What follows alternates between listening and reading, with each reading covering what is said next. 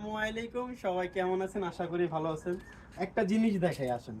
এই যে লেবু গাছে দেখছেন কি পরিমাণের মুকুল আসছে, মাশাআল্লাহ দিলে এটা কিন্তু প্রত্যেকটা গাছ ভরে গেছে। দেখেন কি পরিমাণের মুকুল আসছে, কি এই যে দেখেন, এই যে এটা কিন্তু সবগুলো মুকুল টিকবে, একটা মুকুল আমি নষ্ট হতে দিব না।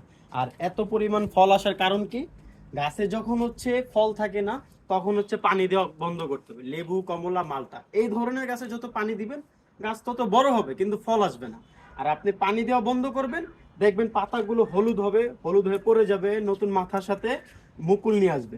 ওই মুকুল যখন থাকবে তখন হচ্ছে একটু পানি দিবেন। এই মাটিটা কিন্তু এখন ভেজা, এখন আমরা হচ্ছে না শুকানো পর্যন্ত পানি দিব না, হ্যাঁ। আর এটাতে এখন একটা স্প্রে করা লাগবে, স্প্রেটা হচ্ছে ফ্লোরা। ফ্লোরা দেওয়ার পরে দেখবেন সবগুলো মুকুল টিকা শুরু হবে এরকম। আর এটা কিন্তু চাইনা থ্রি একটা জাত, 12 মাস ধরে। আর এই ফলটা প্রথমত আনার কারণ হচ্ছে কি, ইউমোনিয়া সারটা। ইউমোনিয়া সার দেওয়ার পরেই দেখবেন আপনার পুরো মুকুলে ভরে যাবে।